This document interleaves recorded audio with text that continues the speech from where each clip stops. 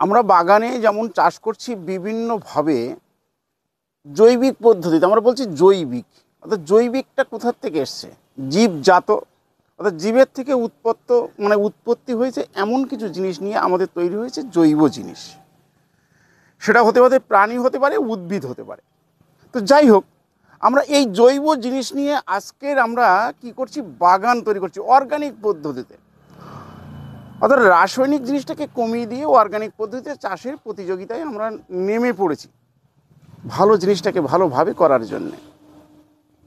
যাই হোক, এই জৈব জিনিসগুলো কোনগুলোকে জৈব আমরা বলছি সেইগুলোকে একটুখানি আমাদের চাষি বন্ধুদের জানতে হবে, এবং সেইগুলোকে ব্যবহার বিধি কেমন হবে বা কিভাবে ব্যবহার করব সেগুলোও মনে হয় একটু জানার প্রয়োজন আছে।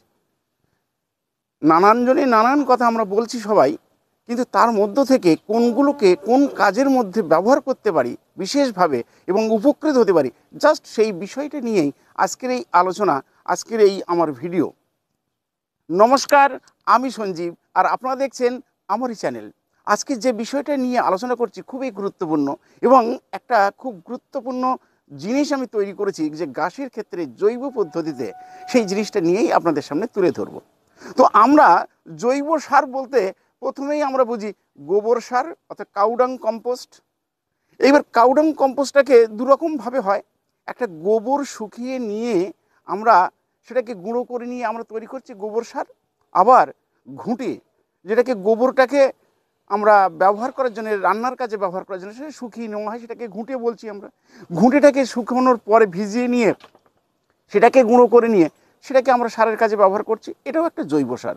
আবার দেখুন, সব থেকে যাদের বাড়িতে গরু আছে, গোয়াল ঘরের খুরানি যেটাকে বলা হয়, অর্থাৎ গরু যেখানে গোয়াল ঘরের মধ্যে থাকে, যেখানে পটি করছে, যেখানে প্রস্রাব করছে এবং যেখানে হাঁটা চলা করছে এবং যে খড় খাচ্ছে, এই যে খাওয়ার মধ্য দিয়ে, হাঁটার মধ্য দিয়ে যে নোংরাটা তৈরি হচ্ছে মাটির নিচে, সেটাকে সকালবেলা মায়েরা সেটাকে ঝাড় দিয়ে একটা জায়গায় জমা করে রাখে।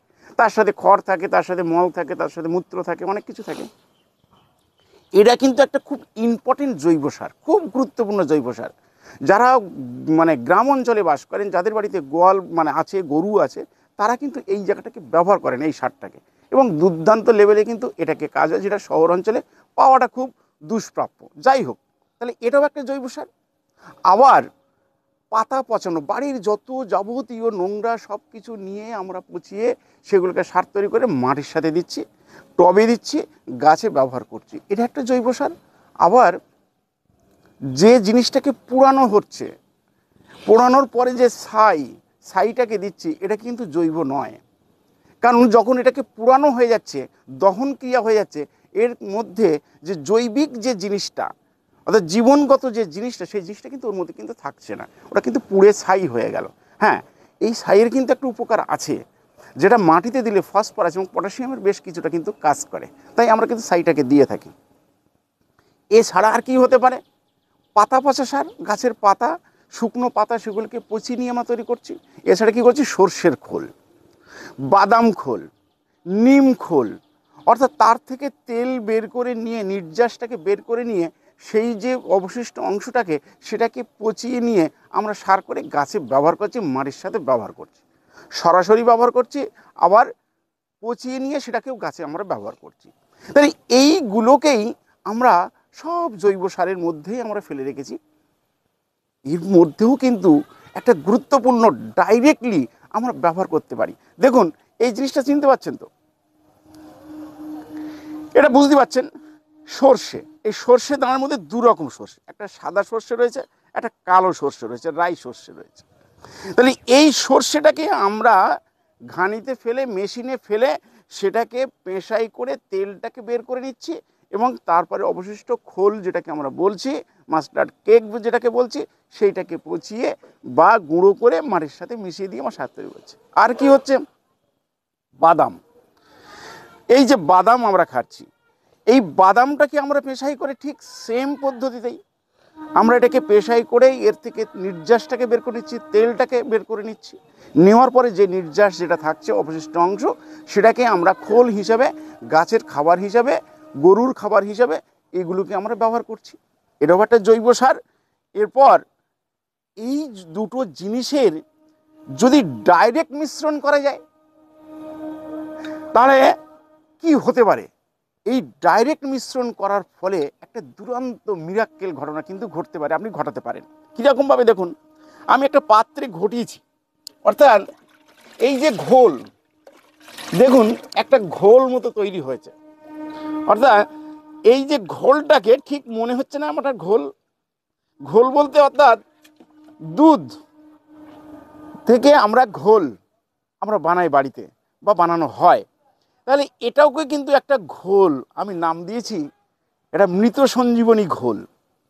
এই মৃত সঞ্জীবনী ঘোলটাকে আমরা কাজে লাগাবো। দেখুন এর উপরে চকচকে ভাব, অয়েলি ভাবটা রয়েছে, অর্থাৎ এই দুটোর মিশ্রণ, এটা দুটোকে ভিজানো হয়েছে 200 গ্রাম সর্ষে, সাদা সর্ষে এবং কালো সর্ষে মিলিয়ে, আর 200 গ্রাম বাদাম রাত্রে ভিজিয়ে দেওয়ার পর সকালবেলা মিক্সিতে ফেলে, গ্রাইন্ডারে ফেলে এটাকে সুন্দর করে পেস্ট করে নিন।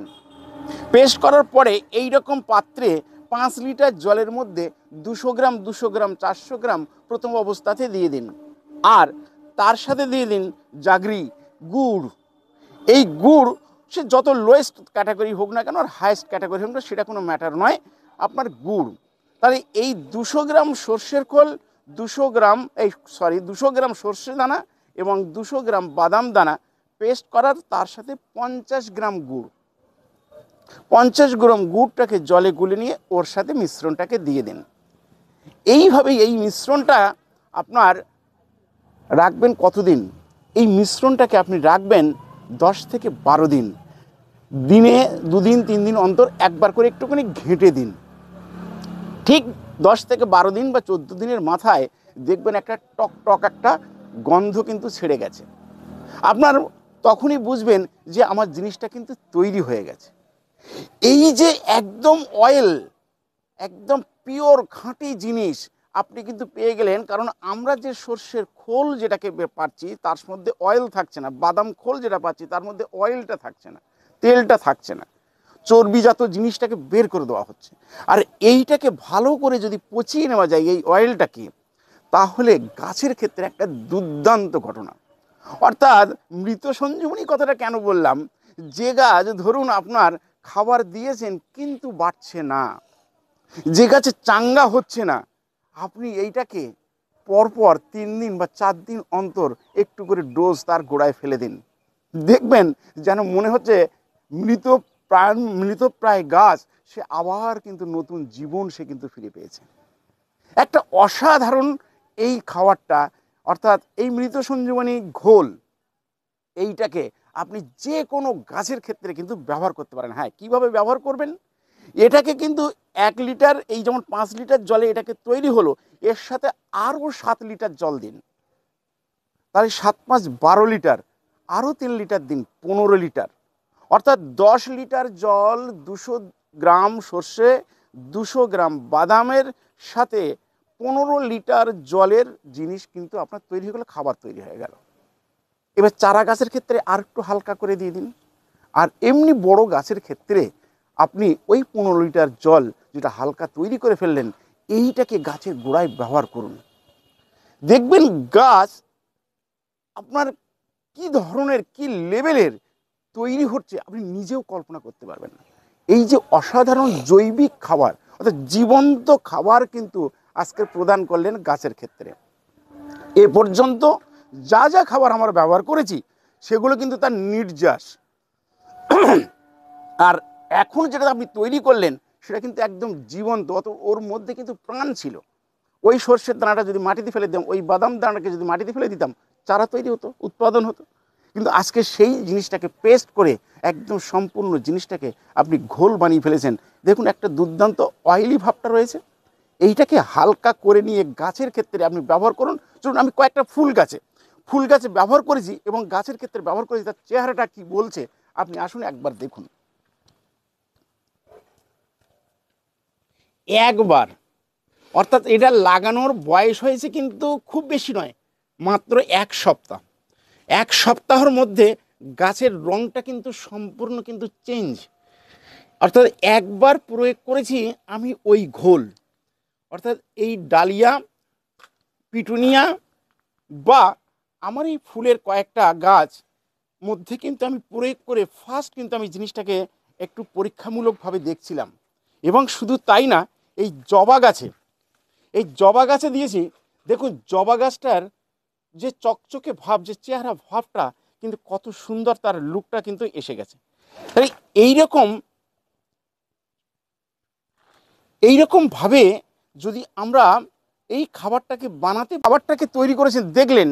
এবং শুধু তাই না, আমি মাত্র কয়েকটা গাছে এখানে দিয়েছিলাম পরীক্ষামূলকভাবে। যেমন এখানে কয়েকটা বরবটি গাছ, এই বরবটি গাছেই আমি কিন্তু দিয়েছিলাম খুব সামান্য মাত্রায়। তো দেখুন গাছের চেহারাই বলে দিচ্ছে যে সম্পূর্ণ কিন্তু একটা পরিবর্তন। তাহলে আমরা কিন্তু এই জৈব সার, এই মৃত সঞ্জীবনী ঘোল, এটাকে কিন্তু আমরা দুর্দান্ত লেভেলে কিন্তু আমরা প্রয়োগ করতে পারি ডাইরেক্টভাবে। অর্থাৎ খোলটাকে না পচিয়ে এইভাবে যদি বাড়িতে কেউ বানিয়ে ব্যবহার করতে পারেন যে কোনো গাছের ক্ষেত্রে, তাহলে দুর্দান্ত কাজ কিন্তু আপনারা পাবেন। অর্থাৎ জৈব সার বিভিন্নভাবে আমরা তৈরি করছি, কিন্তু এইভাবে জৈব সারটাকে, জৈব জিনিসটাকে যদি কাজে লাগাতে পারেন, তাহলে কিন্তু আপনার গাছ কিন্তু চাঙ্গা হয়ে যাবে। যাই হোক, এইভাবেই এই মৃত সঞ্জীবনী ঘোল বাড়িতে বানিয়ে ফেলুন এবং প্রয়োগ করে দেখুন। যারা শীতের ফুল তৈরি করে ফেলেছেন ইতিমধ্যে, চন্দ্রমল্লিকা, ডালিয়া বা পিটুনিয়া বা পেনজি বা বিভিন্ন ধরনের ইমপ্রেশন থেকে শুরু করে বিভিন্ন গাছ যারা তৈরি করেছেন, এখনই তৈরি করে যদি তৈরি করতে পারেন, তাহলে গাছে প্রয়োগ করে দেখুন, দেখবেন রেজাল্টটা কত সুন্দরভাবে পাচ্ছেন।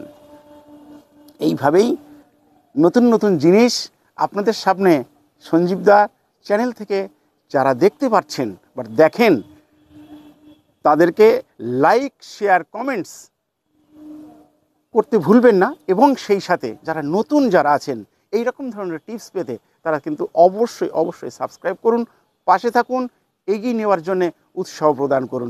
এখানেই শেষ করছি।